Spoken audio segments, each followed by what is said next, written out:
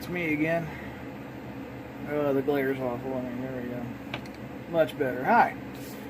I did a video recently on the Zebco model 404 30 some years ago versus today. And I mentioned that I have a sizable collection of older reels. And I mentioned that I have one made by Ryobi, made in Japan.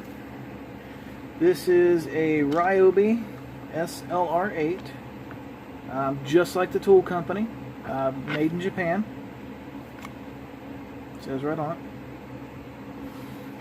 I picked this one up at a antique store.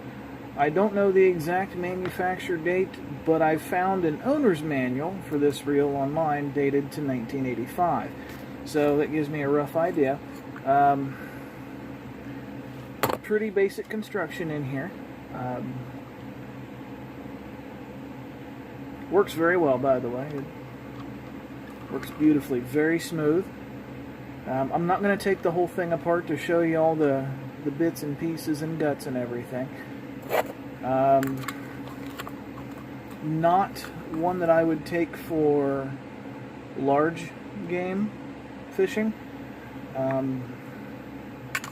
Great for, you know, bass and that kind of thing, but I wouldn't take it for, you know, like muskie or pike or catfish, because, well, it's a little reel. Currently I have it spooled up with 8-pound regular monofilament. It's got the nice drag on the front with the sticker. Let me get that where the camera can see it, right here. Less, more. I like this more than I like the plus minus system, because on some older reels you don't know where to turn.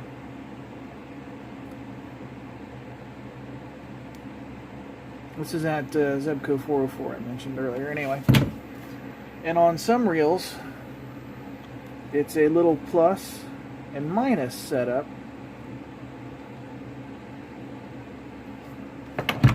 I love that little sticker. That's easy to understand. Like I said, very smooth operation, casts very nice. I have used it and I do use it. I use all of the more antique reels that I got. In many instances I would prefer something that's 30 plus years old than I would anything that's brand new.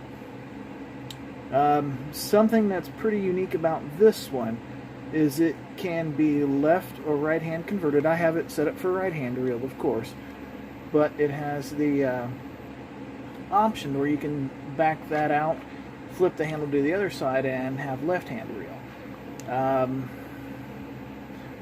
A few reels can do that, but for as compact of a reel that is, that's a nice feature. Currently set up for right hand for me. Very smooth operation. Most of the internal mechanism is metal as opposed to plastic, so it's got some weight to it, but it'll last longer.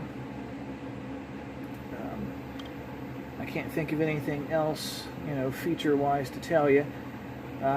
Like many reels, it has written along the top here, which is really tiny print, how many yards of each pound test line that you can put on there. Like I said, I've got it spooled up with 8, which is up to 75 yards, which is a bunch. 4.1 to 1 on the gear ratio, which basically means that if you turn this handle here one time, the internal bail that winds the line is going to go around 4.1 times.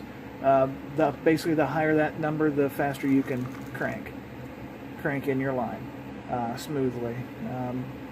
But I saw this, and until I saw this at the antique store, I had absolutely no idea that Ryobi made fishing equipment. But apparently they were a big name in it in the 80s. The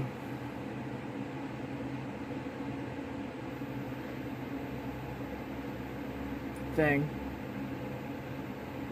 it's not the saddle, that's where it goes on the rod. the butt. We'll call this the butt. The butt is metal. Instead of on the newer reels, it would be plastic. To actually get into the internal mechanisms, it's 3 screws. One is here, here, here. And that would be what you would need to take apart to get into the internal mechanism.